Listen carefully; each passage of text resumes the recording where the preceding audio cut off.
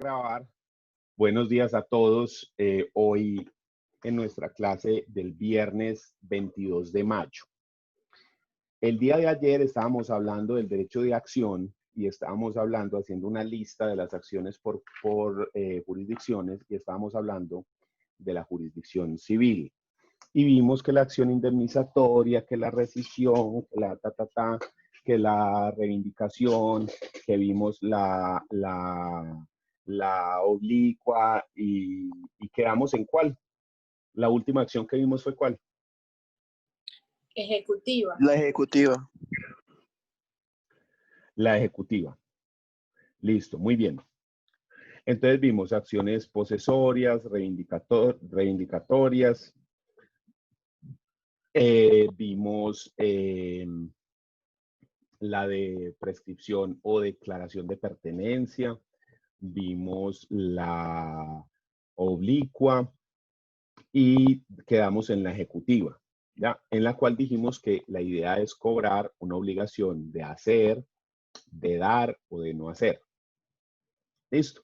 Espérame, yo traigo un poquito de agua aquí.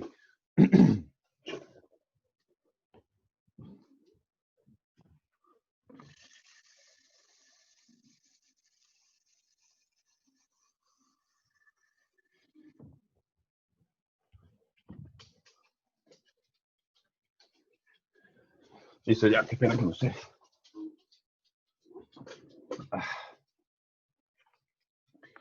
Muy bien. Entonces hoy vamos a hablar de, hablando de la acción divisoria, ¿ya? ¿Cómo funciona la acción divisoria? Dentro del derecho existe la posibilidad de que varios sujetos sean propietarios o tengan el derecho real de dominio de una cosa. Lo que se llama a prorrata o en comunidad y proindiviso. ¿Cómo así? Que cada uno tiene un porcentaje, cada uno tiene un pedazo, ¿sí? Entonces, nosotros podemos ser 3 personas dueños de un carro o de una casa. Cada uno puede tener un porcentaje, o cuando es a prorrata, es decir, por cabezas, cada uno tiene un porcentaje igual, del 33.33%, o dependiendo pues del número de personas, ¿ya? Lo que se hace es dividir el 100% del derecho entre el número de personas. Eso es a prorrata o en comunidad y proindiviso para cada persona, ¿ya? Pero también podemos tener porcentajes diferentes. Usted puede tener un 10, o el otro un 20 y así. La cuestión está en que existe un principio del derecho civil, y es que nadie está obligado a vivir en comunidad. Que si bien usted puede tener comunidad, ¿sí? Puede tener compartido un derecho con otra persona, usted no está obligado a permanecer en esa comunidad. Entonces, la persona en cualquier momento puede solicitar que esa comunidad se divida, se disuelva, y que a cada persona se le dé lo que le corresponde. El proceso divisorio, entonces la idea de la acción divisoria es esa, un bien común, dividirlo y que se le dé a cada uno de los propietarios lo que le corresponde. ¿De qué forma? Dependiendo del porcentaje que cada uno tiene. Pero entonces existen 2 formas de hacer esa división.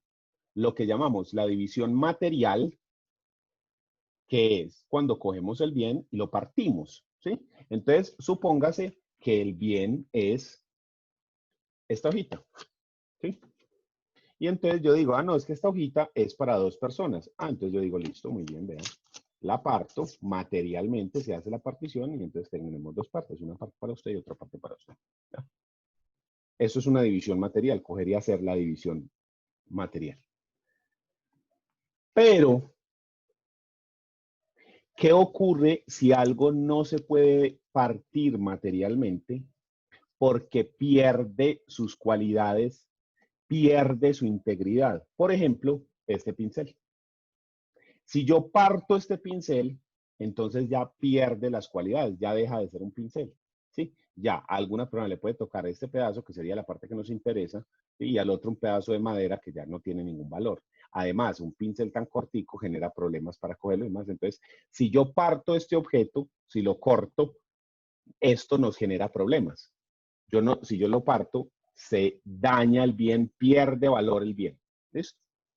Entonces, en ese caso, yo no puedo hacer una división material, yo no lo puedo partir porque daño el bien, le genero un perjuicio a las personas, porque usted es dueño de la mitad de este pincel. Y si este pincel en un momento costaba 1.000 pesos, ya ahora partido, ya no tiene valor. Como lo que ocurre con un carro o con una moto, si usted la parte a la mitad, pues ya deja de prestar el servicio, ya es chatarra. ¿Sí? Entonces, ¿qué se hace? ¿Qué podemos hacer ahí? Ahí entonces solicitamos la división por venta. Es decir, que solicitamos que el objeto sea vendido en pública subasta. Entonces nosotros lo vendemos. Y lo que se reparta, lo que se consiga, se reparte.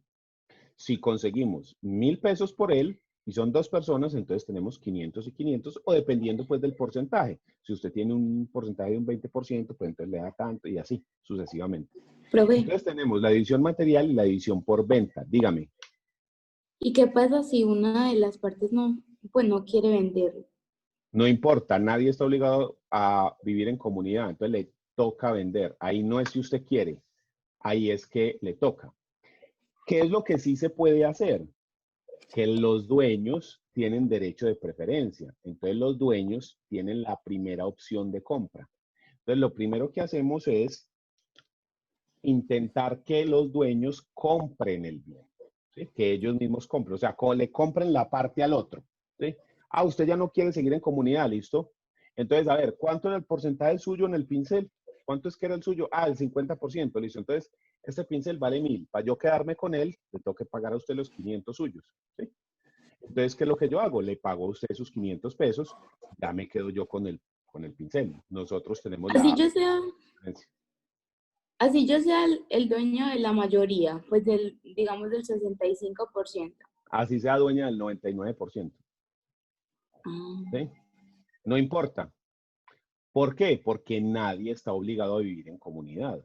Pero es que si usted tiene el 99%, a usted le queda muy fácil. Porque es que esto vale 1.000 pesos y usted es la dueña del 99%. Quiere decir que usted me tiene que pagar a mí un 1%. Para usted es muy fácil sacar y darme el 1%. Sí, regalado. No, usted es la dueña del 65%. Estamos hablando de una finca que vale 100 millones de pesos. Entonces, usted es dueña ya del 65%. Le faltan 35 millones para ser la dueña de todo. Entonces, a usted le queda más fácil hacer esa compra. ¿Sí? Porque usted tiene la parte suya, que no la tiene que volver a pagar porque ya es suya. Tienes que pagar el pedazo del otro, que es el que nos hace falta. Y ahí tenemos un problema porque la gente tiende a pensar que si es el dueño, que el mayoritario decide si eso se vende o no se vende o qué se hace con él, y eso es falso. Nadie está obligado a vivir en comunidad. Entonces yo no necesito que el mayoritario acceda a esa partición, ¿no? A mí me basta con que alguno de los dueños no quiera permanecer ahí. Lo primero que hago, sí, es ofrecer el bien a los dueños. Eso sí es lo primero que se hace, porque ellos tienen derecho de preferencia. ¿Qué pasa si los dos lo quieren comprar? Publica subasta, el que ofrezca más por él. ¿Sí? El que ofrezca más por él. Entonces, la cosa es que si usted tiene un porcentaje mayor, usted tiene la ventaja, porque usted ya está pagando, entre comillas, lo que usted tiene, lo que usted es dueño. Entonces, usted es dueño del 65%, usted ya tiene, si vale 100 millones, ya tiene 65 millones de pesos consignados al juzgado prácticamente. Entonces, de ahí a usted le queda más fácil, ¿ya? Porque tiene que conseguir menos dinero. Si ninguna de las dos personas está interesado, ¿sí? O no tiene el dinero, entonces ya sí pasamos a la subasta pública. En esa subasta pública ya sí publicamos en la prensa y cualquier persona puede hacer postura por el bien. Pero para hacer postura, el juzgado primero manda a hacer un avalúo del bien, un avalúo profesional, donde se dice, ese bien vale tanto. Entonces, el primer avalúo se saca por el 100% del valor. El primer remate, perdón, se saca por el 100% del valor. Para poder hacer postura, usted debe consignar el 10% antes de la audiencia a órdenes del juzgado. Entonces, el juzgado habilita una cuenta bancaria que las tienen en el Banco Popular y usted va al banco y consigna el 10% del valor que se dijo, ¿sí? Porque acuérdese que se hizo un avalúo, entonces se aporta el 10%.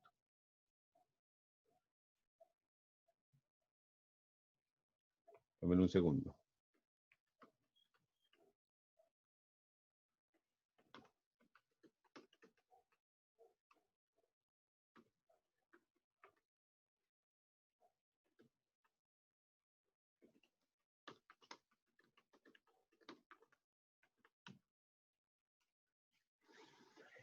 Entonces, yo ya sé cuánto vale y debo consignar el 10%. Si yo no consigno ese 10%, ni siquiera puedo presentarme a la audiencia. ¿Sí? No me admiten. Porque yo tengo que llegar con el recibo en la mano de haber hecho la consignación del 10% para que mi postura sea admisible. Si no, nada tengo que hacer ahí. Soy un espectador nomás. Nada tengo que hacer. Una vez que llegamos y que yo ya he consignado ese 10%, entonces se hace el remate. Pero la gente piensa que es una subasta como la de las películas, que yo doy 100, que yo 200, yo 300, que quién da más, no sé qué, con el martillo, listo, vendido. No, eso no es así. Antes era así, pero ya se cambió. Ya no funciona así. ¿Cómo funciona ahora? Cada persona debe coger en un documento, en un papel, y escribir la oferta que va a hacer. Entonces yo voy a dar tanta plata. Y eso se mete en un sobre cerrado y se pone una canasta donde se reciben los papeles desde tal hora hasta tal hora. Por decir algo, desde las 9 de la mañana hasta las 10 de la mañana. Durante esa hora se reciben en esa urna, en esa canasta, las propuestas en un sobre sellado, ¿sí? De las personas que acreditaron con el recibo que ya pagaron el 10%. Ya está consignada la plata. Entonces, si la casa vale 100 millones, usted tiene que haber aportado 10 millones de pesos. Y si vale 1.000 millones, tiene que haber aportado 100 millones de pesos hasta el juzgado, en la cuenta bancaria del juzgado. ¿Listo? Vencido el término, entonces a las 10 de la mañana, llega el juez y dice, se acabó el remate, se acabó el tiempo que se había dado, ya, no más.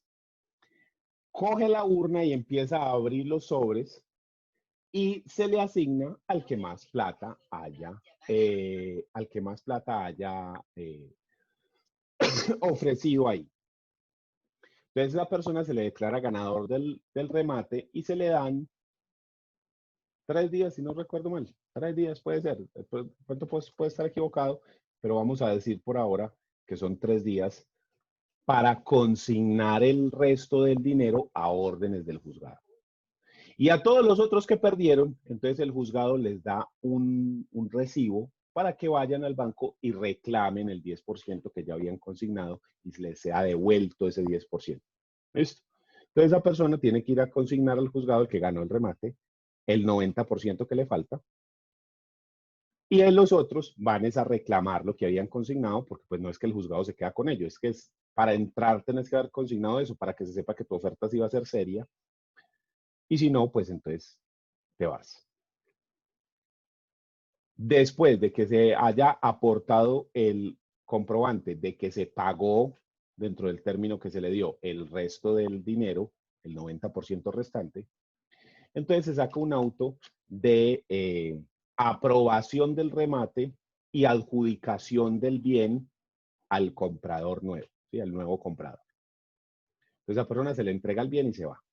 Y el juzgado ya quedó en las arcas del juzgado, en el banco, quedó con el dinero consignado del bien. Y entonces ya procede a repartirlo entre las personas dependiendo del porcentaje que se tenga. Si es 50-50, entonces 50 millones y 50 millones, o ya dependiendo del porcentaje lo va repartiendo. ¿Listo? Pero ¿qué pasa si nadie se postura en el remate? Que esa es la parte clave. Si nadie hace postura, entonces se acaba el remate y luego se fija una nueva fecha, pero se reduce el porcentaje al 90% del valor. Entonces, si el bien costaba 100, ya se va a rematar es por 90. Y si nadie se postura, por el 80, 70, hasta que lleguemos al 50%. Y el 50% ya sí no baja más. Pero la cosa es que se repite el remate y va bajando el porcentaje hasta que lleguemos al 50. Entonces, muchas personas consideran que esa es una excelente, y de hecho lo es una excelente forma de conseguir bienes, porque usted puede conseguir bienes con unos descuentos muy buenos. ¿Sí? Usted lo puede conseguir por el 60, por el 70, por el 80% del valor y no pagarlo todo completo. El problema es que usted tiene que tener la plata en efectivo toda, ¿sí? La tiene que tener toda y de un momento, pero ya, porque hay que consignarla al juzgado. Entonces, ese es el problema que tiene el remate. El segundo problema es que existen unas personas que se encargan exclusivamente de hacer esos remates que aquí los conocemos como el cartel de los gallinazos o el cartel de las águilas. Entonces, esas personas, todos se encargan de hacer remates, de eso viven, y es un gremio muy cerrado. Entonces, usted encuentra que cuando van a un remate, ponen la urna a las 10 de la mañana y nadie pone nada hasta que ya el juez dice, bueno, ya me la voy a llevar, nada, y ahí sí todo el mundo mete la cosa. Porque todos ellos se conocen. ¿Mm? Todos saben quiénes son todos. Y ellos como que se van turnando si usted se quiere quedar con un bien u otro. ¿Ya? Y entonces, ¿cómo lo hacen? Nosotros 5 nos ponemos de acuerdo y decimos, muchachos, vean, yo me voy a quedar con este bien, a mí me interesa este.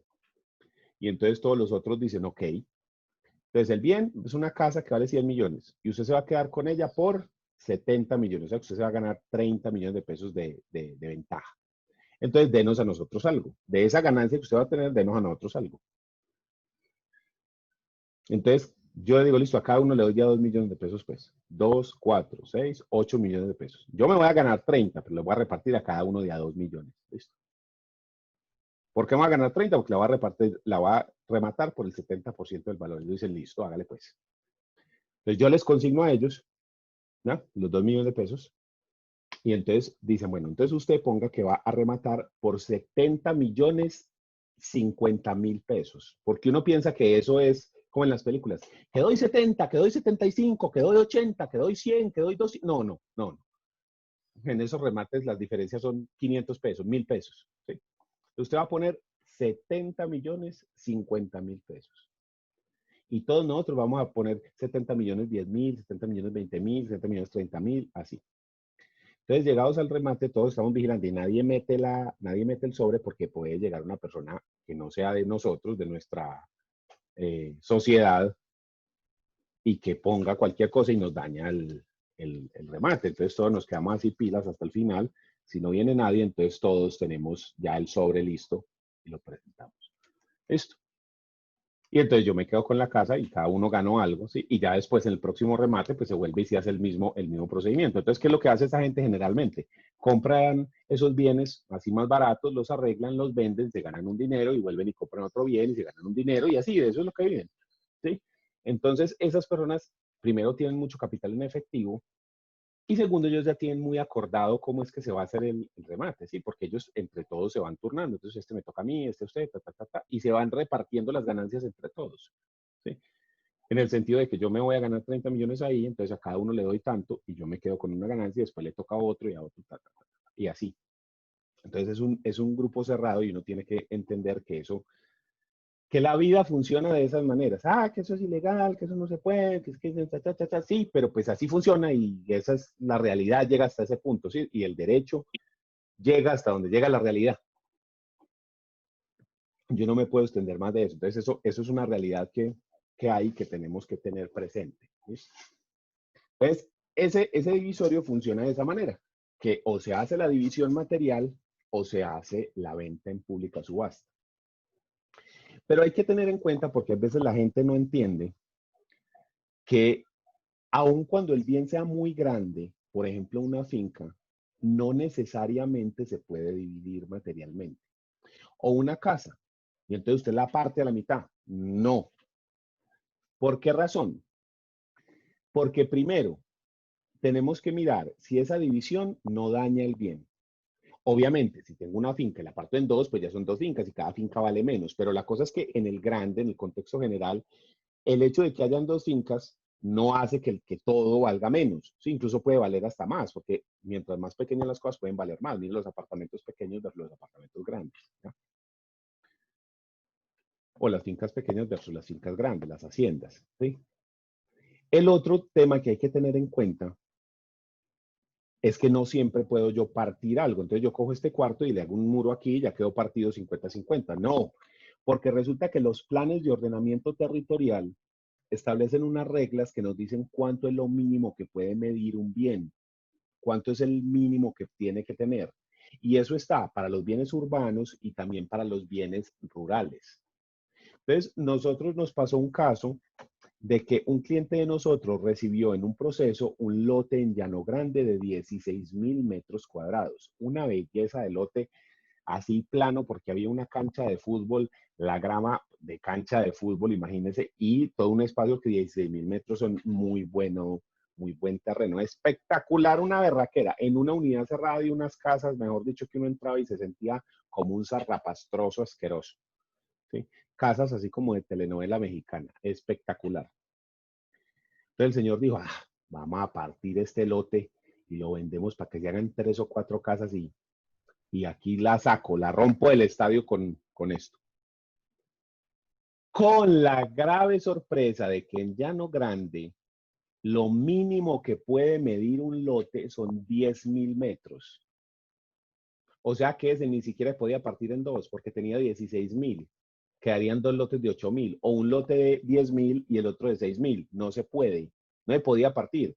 Y el lote era grande y ahí cabían 4 o 5 casas, pero no se puede partir porque el plan de ordenamiento territorial de Llano Grande no permitía lotes de menos de 16,000, de menos de 10,000 metros cuadrados. Entonces, no se podía partir. Entonces, si ese lote estuviera involucrado en un proceso divisorio, aún con lo grande que era y lo bonito y lo plano y que literalmente se pudieran construir 2 casas o 3 o 4 casas ahí, no se podía, porque el plan de ordenamiento territorial no dejaba la partición de ese bien. Entonces, ¿qué tocaba? Obligatoriamente hubiera tocado la venta en pública subasta. En ese caso, pues lo que hizo el señor fue que lo vendió todo. El problema es que venderlo todo no le generaba tanta ganancia como haberlo vendido parcelado para diferentes casas, diferentes parcelas. Pero ese es un problema que se tiene con los procesos divisorios. Y es muy común lo que nos preguntaba la compañera, que una persona que es el socio mayoritario se siente en una posición de ventaja y crea que no lo pueden sacar de ahí, que no le pueden quitar la casa. La verdad es que sí, los procesos divisorios, sin importar el porcentaje que usted tenga, usted tiene el derecho a solicitar la división material o la división en pública subasta, la división por venta de un bien si usted no quiere continuar en comunidad, porque nadie está obligado a vivir en comunidad. Entonces, eso es muy importante tenerlo en cuenta y cuando las personas van a tener cosas en conjunto, hacerles saber eso para que eso lo tengan pendiente. Y otro problema de ese proceso no le conviene a nadie. Ese proceso es fatal. Lo ideal es que las personas se pongan de acuerdo y si se sabe que el bien no se puede partir, entonces que las personas se pongan de acuerdo y ellos mismos lo vendan, ¿sí? Porque usted sale y lo vende, entonces lo puede vender al precio que usted esté pidiendo, el precio comercial correcto.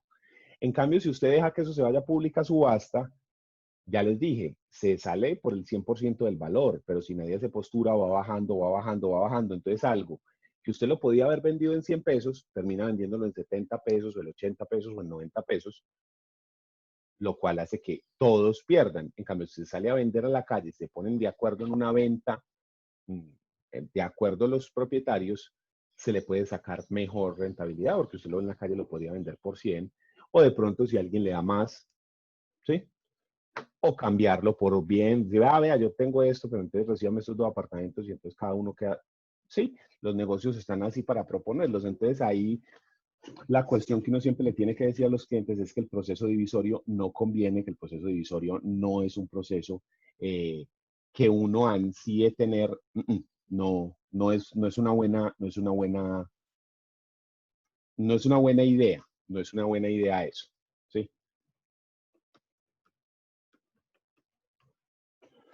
Existe otra que es la acción de deslinde y amojonamiento.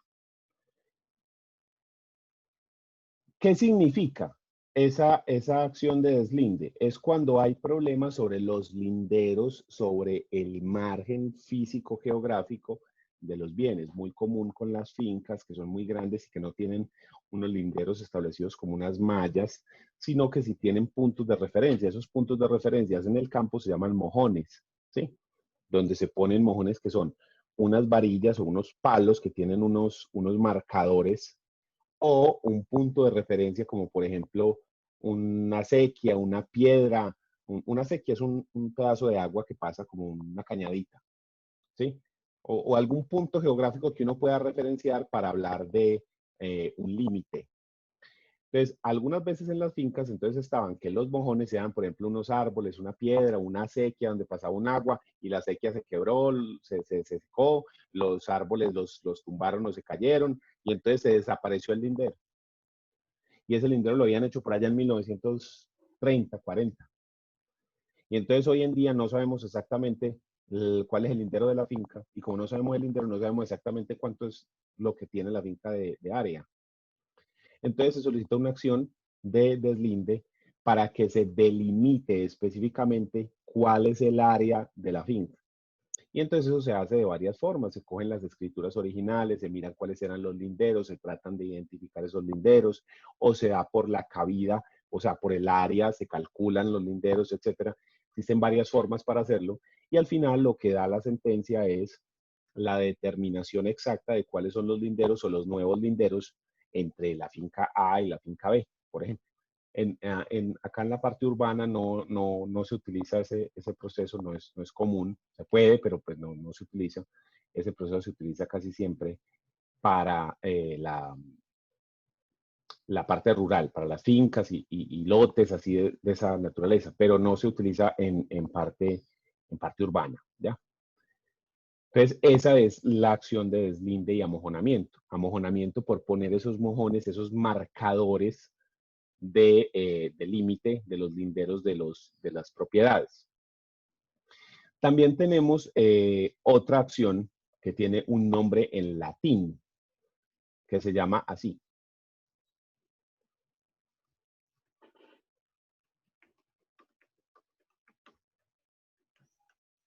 Acción in reverso, ¿sí?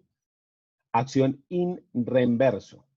¿Qué significa eso? Acción de reembolso. Esa acción de reembolso, ¿para qué se da? Es para que cuando se haya hecho un negocio jurídico, se reembolse, se devuelva lo pagado o lo hecho con el negocio, ¿sí? Para dejar sin efecto y que se regresen las cosas. Generalmente se da ese reembolso cuando ocurre un pago de lo no debido. ¿Sí? Yo le pagué un dinero a una persona, pero yo no debía ese dinero. Ejemplo, mi hijo me demanda por alimentos. Entonces yo le doy 40 millones de pesos de alimentos que le debía de los últimos 3 años, 4 años, 5 años, lo que sea. Pero resulta que nos hacemos una prueba de ADN y no es mi hijo. Entonces, yo no tenía por qué pagarle esos alimentos. Pues esto es un ejemplo, o sea, que aquí que se me vino a la cabeza de un pago de lo no debido, pues no quiero decir que eso se pueda hacer frente a ese tema, porque los alimentos no son reembolsables y pero pues fue el ejemplo, el primero que me vino a la cabeza, para que usted entienda. ¿Sí? Entonces, ¿qué es lo que estamos diciendo? Que esa persona no le tendría por qué haber pagado esa plata a ese hijo, porque no es hijo, ¿sí? O sea, no tiene esa obligación no existe. Sin embargo, la pagó.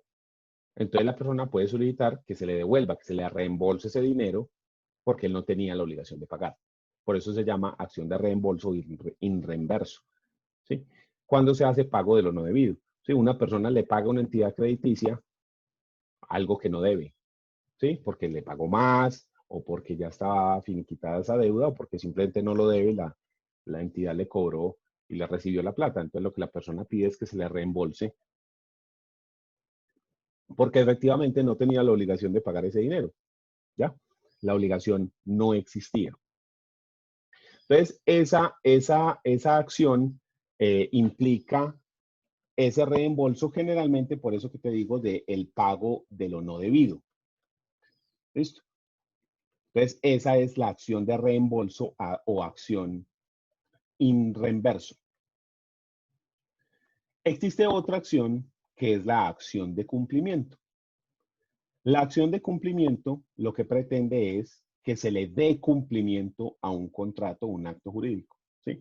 Cuando una persona no quiere cumplirlo, está incumplido, pero a usted le interesa que la persona sí cumpla. Entonces usted, mediante una acción de cumplimiento, solicita que se cumpla. Esto se hace mediante proceso ejecutivo. Sería exactamente lo mismo que el proceso ejecutivo, ¿ya? Lo que pasa es que lo llamamos acción de cumplimiento o acción ejecutiva, pero sería lo mismo porque yo lo que exijo es que se cumpla con las disposiciones, ¿ya?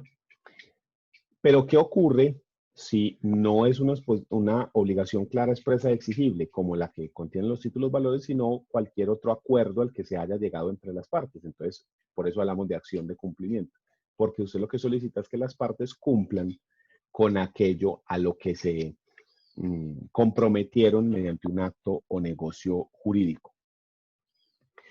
Y están otras que también tienen carácter administrativo y se pueden hacer en administrativo o se pueden hacer en civil.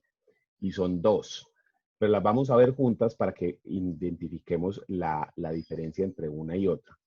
Que son las acciones populares. Espérenme, yo lo pongo acá. Acción popular o la acción de grupo. Tenemos acción popular o acción de grupo, ¿ya? Son dos cosas diferentes, acción popular o acción de grupo. ¿Qué son? Empecemos por la acción popular. Un grupo de personas de mínimo 20 se reúnen porque una persona, en este caso privada, una persona de derecho privado, ¿sí? Persona jurídica o persona natural de derecho privado, está realizando una acción que puede generar perjuicios graves a ese grupo de 20 o más personas. Entonces las personas se reúnen y solicitan la suspensión de esas acciones o de eso que está realizando la persona para evitar que se produzcan los perjuicios mencionados. Eso fue lo que pasó con la acción popular Túnel Verde de Envigado. Quien no sepa de qué le estoy hablando, resulta que entre la Avenida del Poblado, cuando la Avenida del Poblado viene y llega y pasa de Medellín a Envigado, la Avenida del Poblado tiene la particularidad de que al lado de la calle, en el centro, en el separador central, y al otro lado hay árboles, y esos árboles por el follaje se unen y forman como una especie de túnel con las hojas, las ramas de los árboles. Por esa Avenida del Poblado se ha planeado que pase una de las troncales de Metroplus, ¿sí? Y para la construcción de esas troncales y para la adecuación de los carriles, era necesario cortar un montón de esos árboles que formaban ese túnel. Los vecinos de toda esa zona se reunieron y solicitaron una acción de grupo, una acción popular, perdón, para solicitar que se suspendieran esas obras y que no se permitiera la tala de esos árboles, porque la tala de los árboles genera muchos efectos, la contaminación, el ruido, la sombra, los animales, etcétera, etcétera. Y eso estuvo parado varios años, hasta que se resolvió y se dijo qué era lo que se tenía que hacer para modificar eso. Entonces se modificaron los planos originales, nada más se permitieron unas talas, ¿sí? Unas talas determinadas, tantos árboles, y se tuvo que hacer un una planeación diferente de la zona, de cómo quedaría estructurada la zona, ¿ya? Entonces, tenemos la acción popular, que lo que hace es, o lo que pretende es que evitar la generación de un perjuicio. Se hace antes de que se genere el perjuicio y la idea es evitar que se suspendan obras, que se suspenda lo que esté haciendo que pueda generar un daño a ese grupo de 20 o más personas. Entonces, como en ese caso se suspendió la construcción. Claro que en ese caso estábamos hablando que era MetroPlus, que es una entidad privada, entonces todo se llevó ante tribunales administrativos. Pero funciona igual. La de la jurisdicción civil que la de la jurisdicción contenciosa administrativa es exactamente igual, cambian son los sujetos, ¿ya? Que como en un sujeto tenemos un sujeto de derecho público, como es el metro, entonces va a la jurisdicción contenciosa administrativa, pero es exactamente igual, solo que si es de derecho civil, pues va a la jurisdicción civil. O sea, tienen el mismo fundamento, pues. Listo. El otro tipo de acción es la acción de grupo. La acción de grupo, que es muy similar a la acción popular, lo que hace es que a este grupo de 20 o más personas, que eso tienen las dos, siempre hablamos de un grupo de 20 o más, ¿sí? En este caso, se generó una acción que dio como resultado un perjuicio a esas personas. O sea, aquí ya se generó el perjuicio. Ya las personas están afectadas.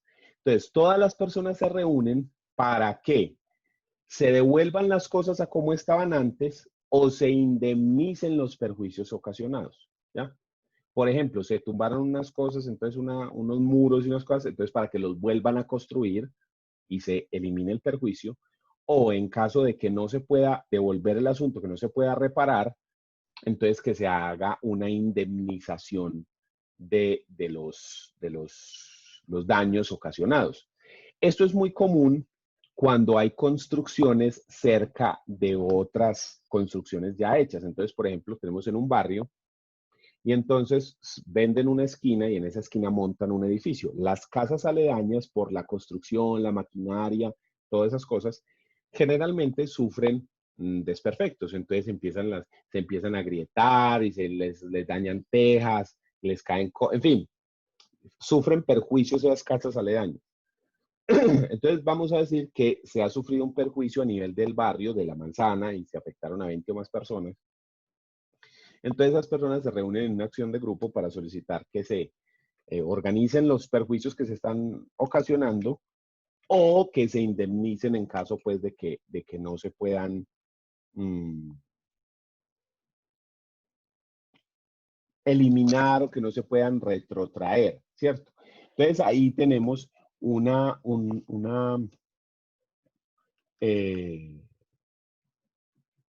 como un ejemplo de este tipo de situaciones que se pueden presentar. Tenemos la diferencia está en si se ha producido el perjuicio y entonces lo que queremos es la indemnización o la reparación por el perjuicio ocasionada, o si lo que queremos es, antes de que se produzca el perjuicio, solicitar que se detenga y decir, hey, ojo, pasa esto.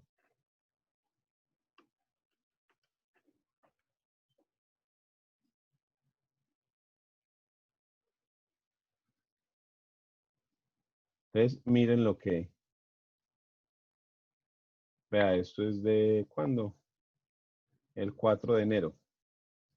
Una noticia del espectador frente a lo de el túnel verde de Envigado. Vea. A pesar de oposición, comenzó la tala de árboles del túnel verde de Envigado. ¿Sí? Estos son los árboles que están talando. Porque la acción popular se definió en el juzgado de que se podían talar unos, pero no todos. ¿Sí? Entonces, aun cuando la gente no quería que se talara ninguno, no quería que hubiera ninguna tala, en el juzgado se determinó que sí había unos individuos arbóreos que sí había que talar porque o ya estaban muy viejos, muy enfermos, no producían casi oxígeno ni nada, o porque eran totalmente necesarios para la obra y el beneficio que representaba la obra versus los perjuicios ocasionados, digamos que se compensaba más o menos, ¿sí? Entonces, aquí está en este link del espectador esa noticia y aquí está la historia de la pelea de qué fue lo que pasó, ¿sí? Y aquí están las personas que se organizaron y hicieron la cosa. Vea, esto implicaba la tala de 172 árboles. Esta es la inicial. 172 árboles que estaban entre la frontera y el Parque de Envigado, más o menos. No, el Parque de Envigado no. Bueno, casi llegando al Parque de Envigado. Habían 172 árboles ahí. Hasta Palo Grande es que va eso. Hasta el restaurante Palo Grande, en toda la avenida del Poblado. Sí, desde la frontera hasta Palo Grande es el túnel verde de Envigado. Pero sin embargo, eso se extiende más. Si uno se para ahí, el túnel verde se extiende hasta la Loma del Campestre. En la Loma del Campestre, ahí también hay, pero esa parte ya es de Medellín y eso por ahora todavía Metroplus no tiene planes por ahora de hacer nada en la avenida del Poblado en la parte de Medellín. Pero eventualmente, pues, estoy seguro que por ahí también se va a hacer algo. Entonces, esa es la historia de esa acción de grupo y de esa acción popular. ¿Listo? ¿Quién tiene dudas hasta ahora?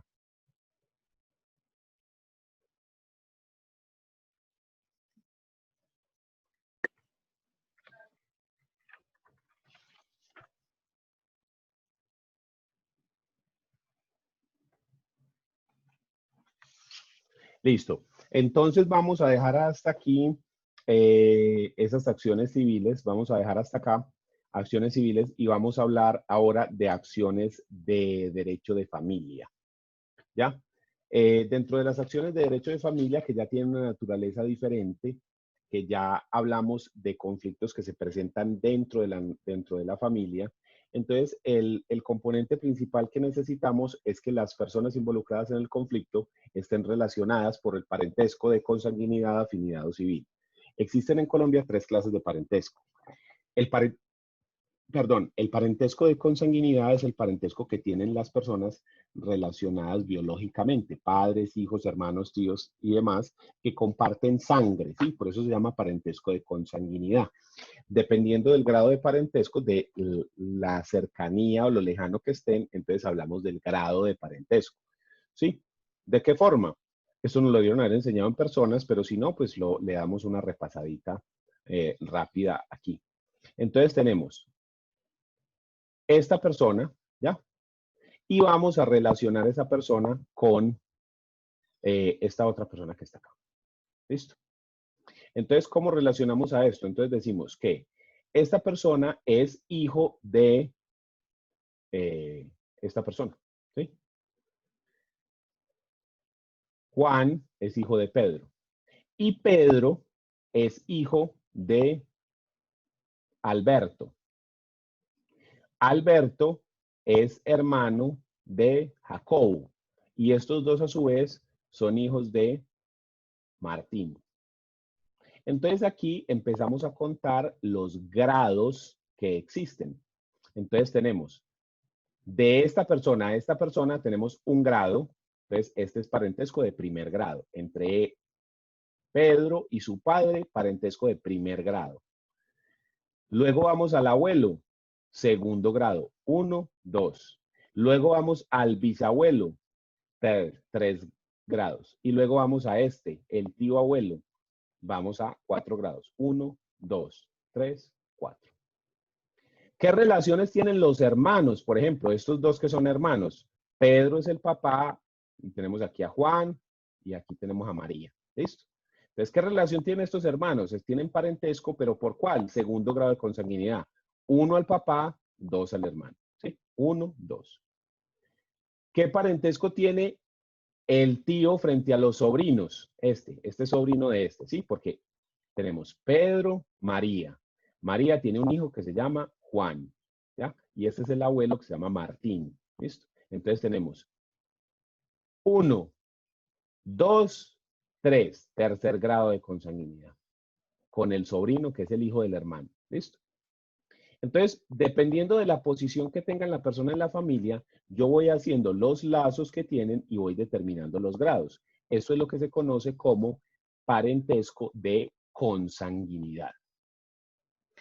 El segundo parentesco que existe es el parentesco de afinidad, que es el que se da cuando las personas contraen matrimonio o forman una unión marital de hecho. Porque entre ellos, ¿qué relación tengo yo con mi esposa? ¿Sí? Mi esposa y yo tenemos una relación de afinidad. Ese es nuestro parentesco. Entonces, ¿por qué razón yo puedo acceder a algunos derechos de ella como pensión, como afiliación a seguridad social y ella a unos derechos míos? En relación a ese parentesco que existe entre nosotros. ¿Ya? Ese es el parentesco de afinidad. Y a su vez, eso genera de que yo tenga parentesco con la familia de ella y ella tenga parentesco con la familia mía, ¿sí? Mis suegros están relacionados conmigo por parentesco de afinidad. Y los suegros de ella están relacionados, ¿sí? O sea, mis papás están relacionados con ella por parentesco de afinidad. Y el tercer tipo de parentesco es el que se da con la adopción, ¿sí? En el cual ya no hay lazo de sangre ni hay ese contrato matrimonial que se firma entre los cónyuges, sino que ahí lo que se da es un acto jurídico que es la adopción. Y la adopción genera un nuevo parentesco que se llama parentesco civil, ¿ya? En el cual la persona gana los mismos derechos como si fuera hijo, como si fuera un parentesco de consanguinidad, sin serlo, sin tener esa, compartir la misma sangre que a eso se refiere. Entonces, ese es el parentesco civil que se da para la adopción. ¿Para qué todo esto? Porque el estado civil de las personas referente a la paternidad o maternidad, referente al parentesco de consanguinidad, se puede impugnar. Entonces, la primera acción que vemos es la impugnación del estado civil, que se puede dar impugnación de paternidad, cuando dice que esa persona no es el padre, o impugnación de maternidad, ¿sí? Que antes no se podía porque se tenía, era una verdad absoluta de que una mujer no podía dar a luz una criatura que no fuera su hijo. Sin embargo, con el avance de la ciencia, más o menos como a mediados de los 70s, 80s, se pudo hacer el primer nacimiento de un niño que no fuera hijo biológico de la madre gestante, con el fenómeno de la maternidad subrogada o alquiler de vientre, ¿sí? Entonces, la ciencia nos demostró que sí se puede, que sí se pueden dar unas condiciones en las cuales una madre pueda dar a luz a una criatura que no sea su hijo biológico. Entonces, a partir de que la ciencia sí permite, mediante este fenómeno de la maternidad subrogada o alquiler de vientre, que ocurra esta situación, entonces también se podría impugnar la maternidad, ¿sí? O la paternidad. Entonces, esa primera acción implica la impugnación del estado civil, implica decir que usted no tiene parentesco de consanguinidad con esa determinada persona. Y también tenemos la acción contraria a eso, la acción contraria a la impugnación del estado civil, que sería la acción de filiación, que es la acción para establecer ese estado civil, ¿sí? El día de ayer o antier, creo que fue, ayer o antier, sí, me llamó la atención de que vi yo el programa este que hace Jaime Bailey desde Miami, eh, que es un periodista peruano mm, que habla de opinión y tiene muchas cosas. Y me sorprendió que en el programa que hizo ayer, el tipo, la primera parte habló del coronavirus y de política y de esas cosas, pero la segunda parte del programa mencionó a unas personas que eran hijos de personas famosas. Y eso me llamó poderosamente la atención porque hay muchos de esos que uno no se imaginaba que pudieran tener hijos. Y de personas, sobre todo en casos de España, y que están en ese proceso de filiación, de establecer quiénes son. Entonces, les quería mostrar un pedacito de ese programa que me pareció muy impresionante, de personas tratando de decir quién es su padre, ¿sí? Entonces, espérenme a ver si lo encuentro y se los comparto.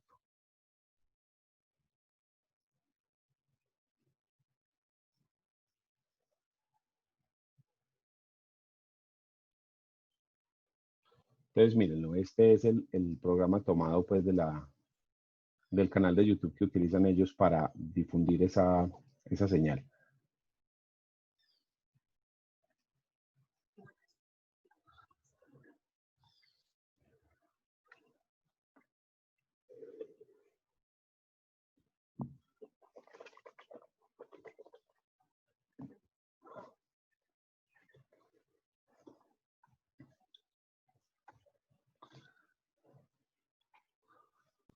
Profe, deberíamos estar escuchando. Sí, no lo escuchan. Yo no. Déjeme a ver, yo miro qué pasa. ¿Nadie lo escucha? No. Discúlpame, entonces, gracias.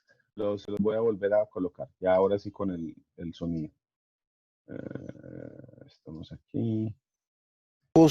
No reconocidos de grandes personalidades, grandes celebridades.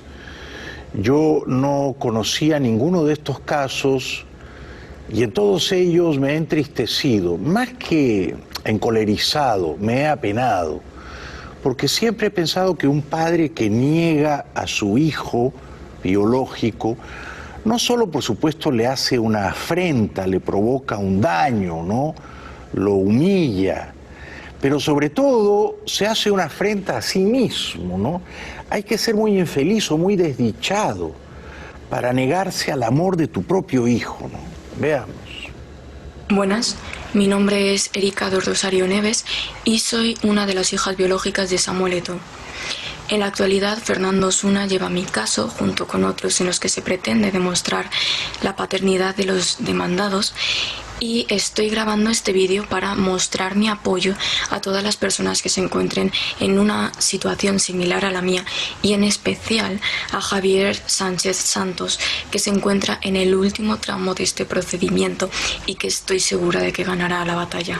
Hola, muy buenas desde Barcelona. Soy Alexis Ledgar, el hijo no reconocido oficialmente de Edmundo Roset. Desde aquí quiero enviar un gran apoyo a todos los que estamos con Fernando Osuna por los mismos casos, sobre todo a Javier, hijo de Julio Iglesias, y darle el máximo apoyo, que todo saldrá bien, que nos tendremos lo que nos merecemos, y mucha fuerza, y sobre todo que tenemos el mejor abogado, Fernando Osuna, y desde aquí Barcelona muchos abrazos y mucho ánimo. Hola, buenas tardes. Soy Francisca España Núñez, la hija de Francisco Gento López. Estoy pidiendo la paternidad, igual que muchos otros niños, y entonces necesito de que se apoye a Javier Sánchez, que es hijo de Julio Iglesias. Tiene muchas pruebas, tiene muchas cosas hechas ya, y no lo siguen dando por válido, lo cual no es justo, igual que para mí y para otros. Hola, buenas, mi nombre es José Daniel, el hijo ya reconocido del cantante Carlos Baute. Quiero enviarle un mensaje a todas las personas que estamos luchando por nuestros derechos de la mano del abogado Fernando Osuna. Especialmente quiero enviarle un mensaje a Javier Sánchez, hijo no reconocido del cantante Julio Iglesias. Mucho ánimo, mucha fuerza. Hola, buenas tardes. Soy Sofía Benítez Cubero. Mi padre era José Benítez Cubero, gabinete de beca, y estamos luchando por una cosa que nos pertenece. Javier, te lo digo, sé quién eres, no te conozco personalmente, pero sé que eres hijo de Julio Iglesias y estamos luchando por una cosa que nos pertenece, así que para adelante. Bueno, yo también le expreso la solidaridad que corresponde a este muchacho, a Javier, que está litigando hace muchos años con el mítico cantante Julio Iglesias, para tratar de demostrar lo que seguramente es verdad. No tendrían él y su madre que inventarse esto, y es que Julio Iglesias es el papá de este muchacho. Yo la verdad no entiendo a un cantante millonario, a un futbolista millonario, a una celebridad millonaria. No entiendo por qué sucumben a la espantosa mezquindad, a la miseria más abyecta de negar a tu propio hijo biológico, cuando es tan simple hacerse una prueba genética, y si te dicen que es tu hijo, lo abrazas y le das todo tu amor, y además si tienes tanto dinero, bueno, lo ayudas en la vida, que salga adelante, ¿no? Ese es el video que vi, que me llamó poderosamente la atención, porque había ahí personas, hijos de personas famosas y reconocidas. El caso del que mencionan ahí tanto, Javier Sánchez, él dice ser hijo de Julio Iglesias. Ese proceso de filiación se resuelve de la manera más fácil del mundo con una prueba de ADN. El problema ya en España es que parece que no se puede obligar a la prueba, y que todas estas personas, personas famosas, se niegan a que se practique la prueba. Y entonces ahí es donde usted dice, un momentico, aquí sí tenemos un problema. Y aquí es donde se vuelve indicioso que se nieguen a la práctica de la prueba, porque es tan simple como esto. Si alguno de ustedes llega y dice, no, es que yo soy el papá. Camila llega y dice, no, es que Daniel es mi papá. Y yo sé que no es así. Fácil, venga, hagámonos una prueba de ADN, venga, sí, prueba. Incluso ni siquiera tiene que ser con sangre. Usted escupe en un tarro y con la mera saliva lo hace. O le cortan un pedazo de cabello. ¿Ya? Entonces, y es una prueba supremamente sencilla de obtener, no necesita nada raro. Ya si la persona ha fallecido y demás, ya se va complicando el asunto, pero si la persona está viva, es supremamente fácil. Entonces, yo estoy de acuerdo con lo que decía Jaime Bailey ahí, de esa mezquindad que tienen, y más siendo unas personas reconocidas multimillonarias. Es decir, ¿qué te duele hacerte una prueba de ADN? Y si es hijo, pues listo, es hijo, y ya no lo quiere, no hay problema, es que no lo tiene que querer, pero vea, usted tiene que responder por el vea, tanto de alimentos y ya, listo. No tiene eso mayor, pues, implicaciones que eso y más para una persona llena de dinero y de cosas. Entonces, aquí en Colombia se resuelve de manera un poquito más fácil, porque se hace la prueba de ADN de manera obligatoria. Sí, así la persona no quiera, se puede obligar con la policía que se le haga la prueba.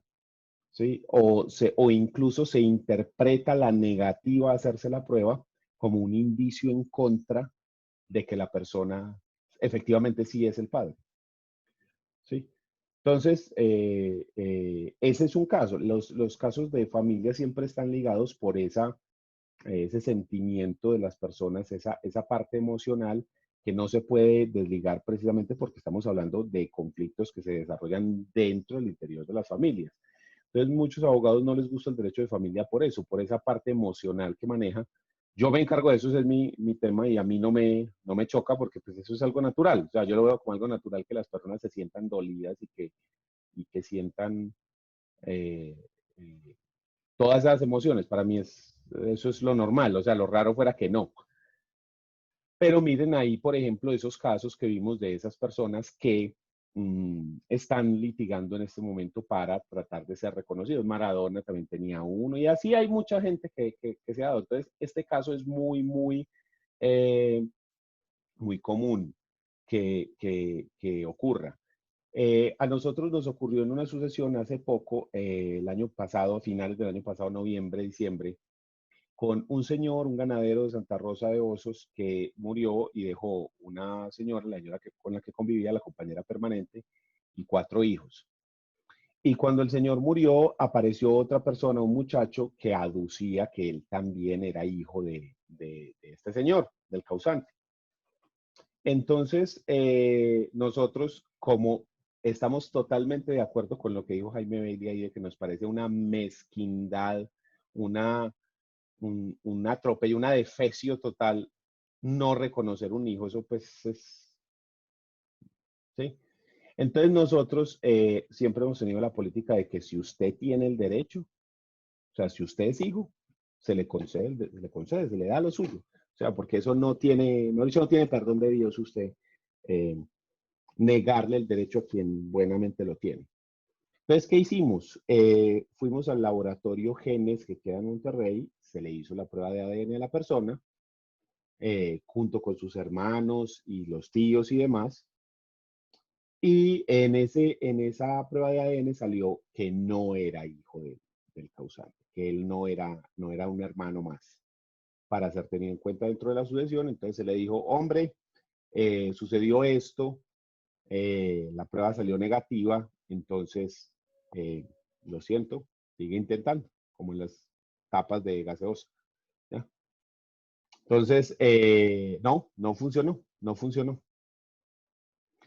En ese caso no hubo filiación, pero si la hubiere, entonces, ¿qué hubiéramos hecho? El proceso se termina porque ya la prueba de ADN es la prueba, digamos, reina en ese caso, tiene un 99,99% de probabilidad de ser cierta, es decir, 99 y luego 6 nueves más. Y pues contra eso no hay discusión, o sea, contra eso sí no se puede discutir. El problema se genera es cuando no se puede practicar la prueba, cuando la persona ha sido cremada y no se puede ni siquiera obtener una prueba biológica además, y se reduce la probabilidad para practicar la prueba. Hubo otro caso famoso en España con una señora que aducía ser la hija de Salvador Dalí, el pintor. Y ella peleó durante muchísimos años para intentar que se le permitiera exhumar el cadáver de Dalí, obtener una prueba, un pedazo biológico del cadáver de Dalí, y con ese pedazo hacer una prueba de ADN y contrastar y que se determinara si era o no hija de Dalí. Y desgraciadamente salió que no era hija de él y que no tenía. Y lo que le digo, esto es un caso que se da muchísimo. Por ejemplo, ahorita esta semana estamos con la noticia de que hay un supuesto hijo de J. Mario Valencia, que murió hace 1 año, 2 años. ¿Sí? Entonces, esa fue la noticia hace nada, eso fue la semana pasada. Miren aquí la noticia del supuesto hijo de J. Mario, la que tomada de RCN, ¿sí? Dice que aparece el supuesto hijo de J. Mario Valencia y demanda a la familia, pues, para aducir de que él es hijo, y en este caso, como él ya murió, pues seguramente para reclamar la herencia. A pocas semanas de la conmemoración del primer aniversario del fallecimiento de J. Mario Valencia, un hombre de 43 años apareció afirmando que es el hijo primogénito del querido presentador e interpuso una demanda para que sea reconocido como hijo del presentador y pueda entrar también en la disputa por la herencia con la familia. ¿Ya? Entonces, este proceso casi siempre está seguido de otros procesos para demandar los derechos que se desprenden del parentesco. Cuando se establece el parentesco entre 2 personas, eso da lugar a otros derechos, ¿sí? Por ejemplo, el derecho a alimentos, visitas, custodia, herencia, pensión, etc. Entonces, el parentesco es muy importante porque al usted establecer el parentesco, también crea una cantidad de derechos y de obligaciones que se generan como punto de partida de ese parentesco, ¿ya? Entonces, continuemos con otra acción de familia. Hablemos entonces de los alimentos, que es uno de esas que se desprende de esa acción de filiación y de donde se establece el parentesco, o cuando simplemente las personas no necesitan la acción, sino que fueron reconocidos normalmente, entonces no hay problema. ¿Cómo pasa esto? ¿Cómo ocurre? Usted en Colombia tiene 2 formas para ser reconocido como hijo.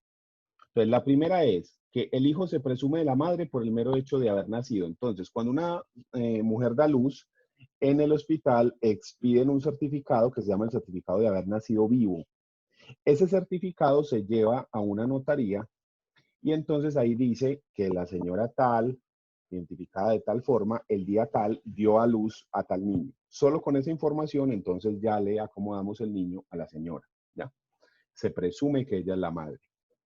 Si la señora está casada y se lleva al registro civil de matrimonio, entonces se presume que el padre es el esposo. Entonces también se le acomoda ahí, sin que se diga guava, se le acomoda al hijo, al papá.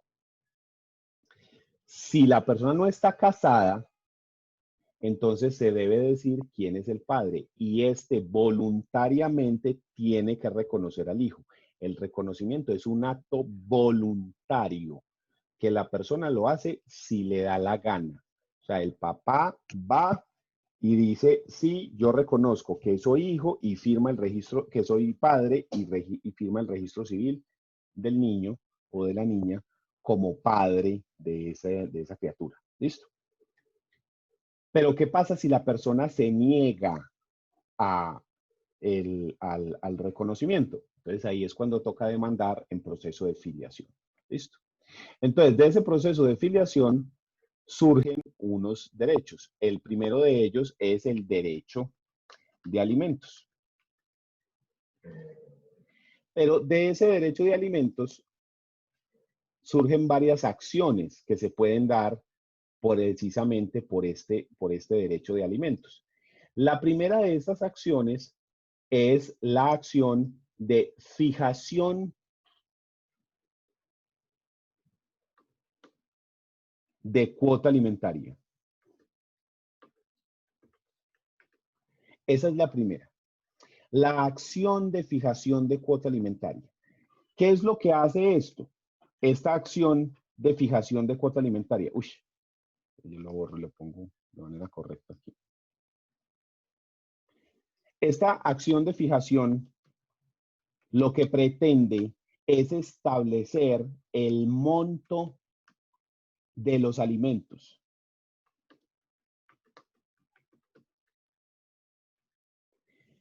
¿Cómo se hace esto? ¿Cómo se hace esta acción de fijación de cuota alimentaria? Se analizan dos cosas. Se analiza la necesidad del alimentario y se analiza la capacidad económica del alimentante.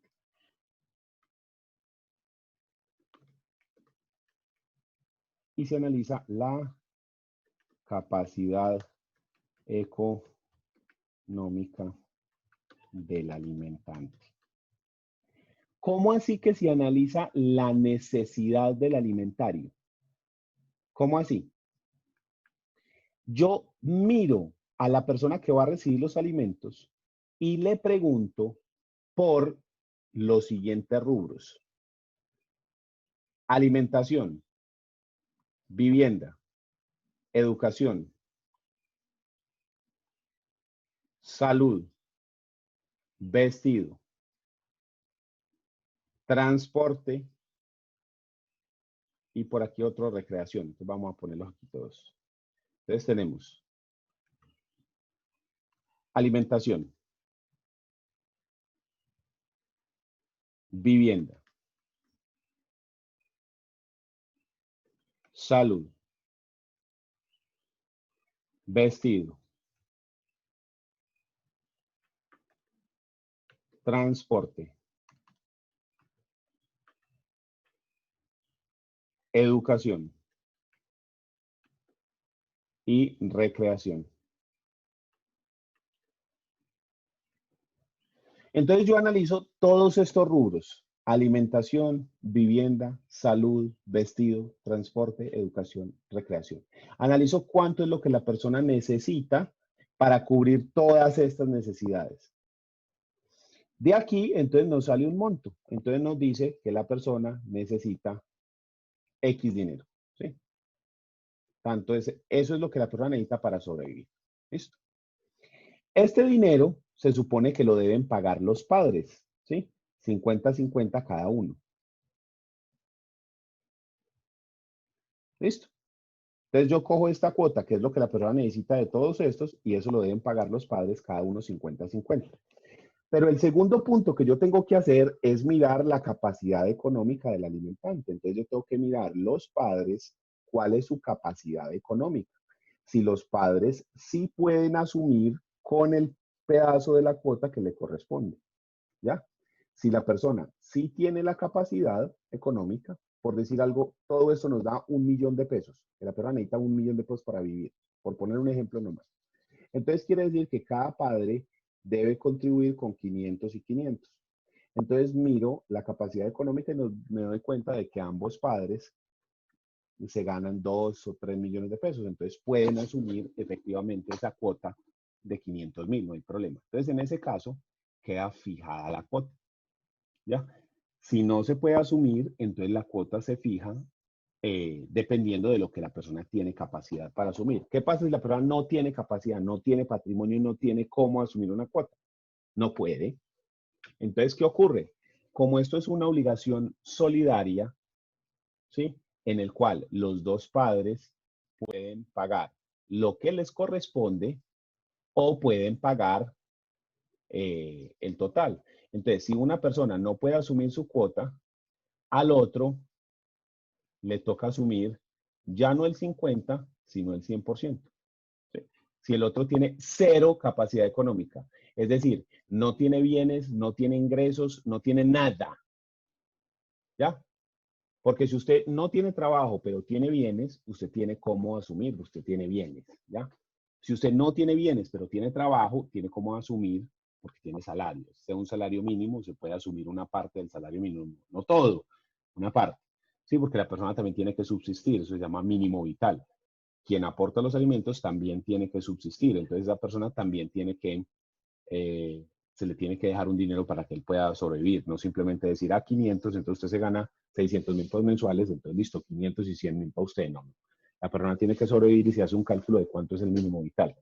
Entonces, ese primer proceso de los alimentos, que es el proceso de fijación de cuota alimentaria, el objetivo es establecer cuánto es lo que debe pagar el alimentante, cuánto es lo que se debe pagar por concepto de alimentos, ese alimentante, a el alimentario, a ese hijo que por consanguinidad va a recibir ese beneficio, ese derecho de alimentos.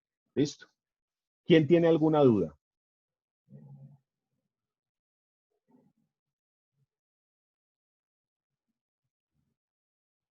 Todo claro, profe.